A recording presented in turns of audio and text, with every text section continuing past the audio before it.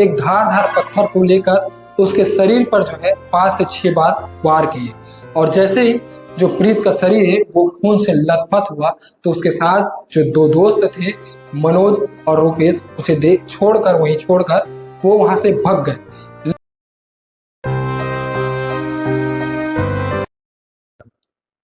बालोद जिले के डोंडी ब्लॉक अंतर्गत चीरो गांव में उस वक्त सनसनी फैल जाती है जब उसी गांव के रहने वाले एक 22 वर्षीय युवक का लाश जो है खून से लथपथ बांध किनारे मिलता है, जिसके बाद ग्रामीण और परिजन डोंडी पुलिस में इसकी जानकारी देते हैं और डोंडी पुलिस मौके पर पहुंचती है और शव का पंचनामा करने के बाद इस मामले की जांच पर जुट जाती है और महज 24 घंटे के भीतर में ही डोंडी पुलिस ने इस हत्या की गुत्थी को सुलझा लिया और इस हत्याकांड में शामिल 3 आरोपियों को गिरफ्तार कर न्यायिक रिमांड पर जेल भेज दिया है। नमस्कार, मैं करण सोनी हूँ और आप सच तक छत्तीसगढ़ देखना शुरू कर चुके हैं। दरअसल 7 तारीख को करीब 3 बजे दोपहर का समय था जब प्रीत अपने घर में था और उसके पास उसके मोबाइल फोन पर भूपेश का फोन आता है और वो भूपेश से कुछ बात करता है और बात करने के बाद अपना फोन रख के जो है वो बांध किनारे जा रहा था। तभी रास्ते पर उसके 3 दोस्त और मिलते हैं। वो 3 दोस्त थे मनोज, रूपेन और ऋतुराज जो मोटरसाइकिल रखे हुए थे। जिसके बाद प्रीत उन्हें बोलता है कि मुझे भी बांध के किनारे आप छोड़ दो क्या, मैंने जो है मछली पकड़ने के लिए जाल बिछाया, उसे देखने के लिए जाना है या उसे लाने के लिए जाना है। जिसके बाद वो राजी हो जाते हैं और वो चारों एक ही मोटरसाइकिल में बैठकर बांध के लिए निकलते हैं।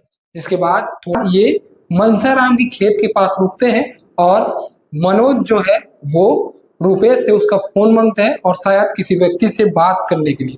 जिसके बाद 5 से 10 मिनट मनोज किसी व्यक्ति से बात करता है रूपेन के फोन पर। फिर रूपेन बोलता है कि तुम इतने समय किससे बात कर रहे हो और मेरा फोन मुझे वापस दो। जिसके बाद रूपेन और मनोज के बीच में जो है किसी बात को लेकर गाली गलौज होती है और प्रीत जो वहां पे खड़ा था वो भी कहता है कि तुम लोग किस बात के लिए लड़ रहे हो। फिर उस लड़ाई झगड़े और उस विवाद में प्रीत भी शामिल हो जाता है। तीनों को लड़ते देख जो ऋतुराज खड़ा था वो समझाइश के तौर पर तीनों को छुड़वाता है और बताता है कि तुम लोग मामूली से विवाद के लिए क्यों लड़ रहे हो और आखिर क्या कारण है। फिर उनसे गाली गलौज करता है और वो भी समझाइश के तौर पर 2 से 3 बार मार देता है। मामला वही शांत हो जाता है, लेकिन जो प्रीत था उसे ऋतुराज का मारना नागवार गुजरा। उसने थोड़ी देर बाद फिर ऋतुराज से मारपीट की, उससे गाली गलौज की। फिर होना क्या था, ऋतुराज और जो मनोज था और जो रूपेन था वो तीनों एक साथ हो गए और प्रीत जो लड़का था वो अकेला हो गया। जिसके बाद वो तीनों प्रीत को मारने लगते हैं, लेकिन इस बीच गाली गलौज होते होते एक पुरानी जो दबी हुई रंजिश थी वो उभर कर फिर से सामने आती है और इससे ही जो ऋतुराज है वो काफी आक्रोशित हो जाता है और वो सोचता है कि कैसे प्रीत को मौत के घाट उतारा जाए।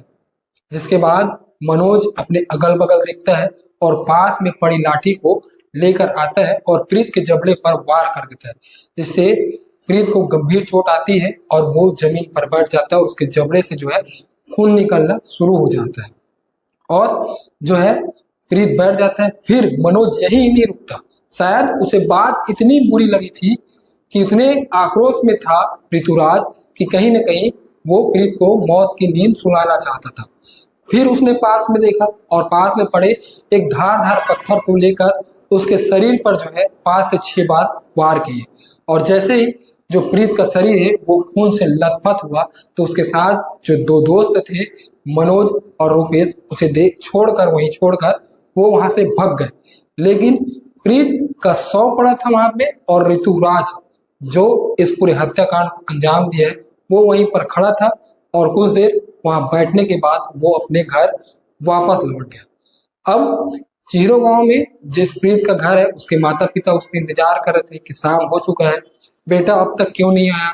गांव में जाकर लोगों से पूछताछ की, लेकिन देर रात तक उनके माता पिता को अपने बेटे के लिए कोई जानकारी प्राप्त नहीं कि वो कहाँ गए और माता पिता भी सोचे कि मोबाइल छोड़कर गए, शायद कहीं गया होगा, दोस्तों के साथ घूमने गया होगा या किसी के घर घूमने गया होगा, सुबह पता करेंगे।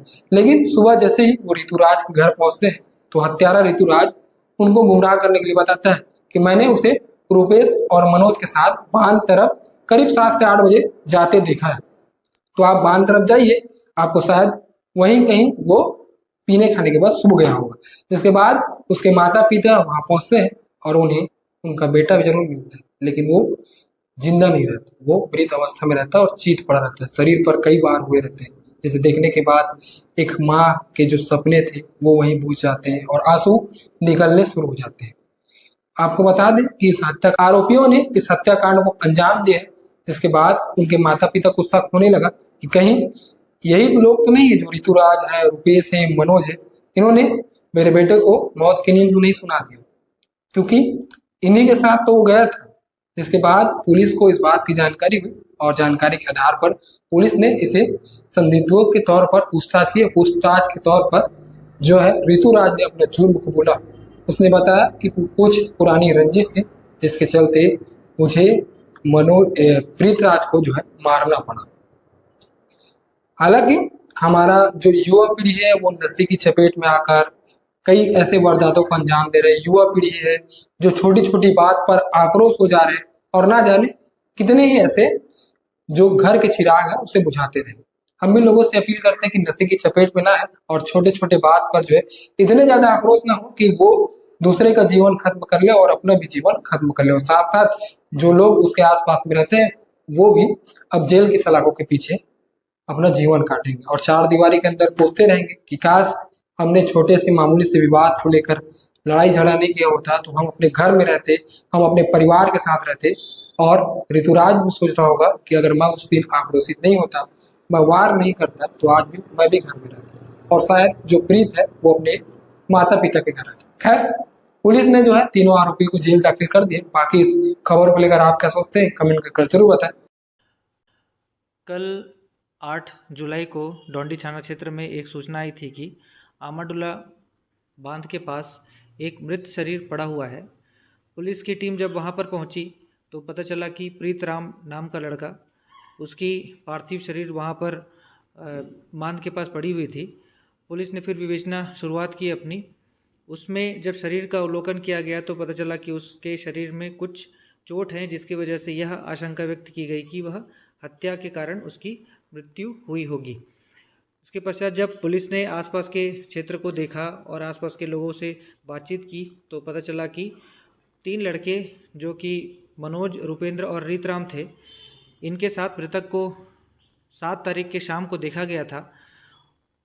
उसके पश्चात जब तीनों लड़कों को हिरासत में लिया गया, उनसे पूछताछ की गई तो उन्होंने फिर हत्या की बात स्वीकार की।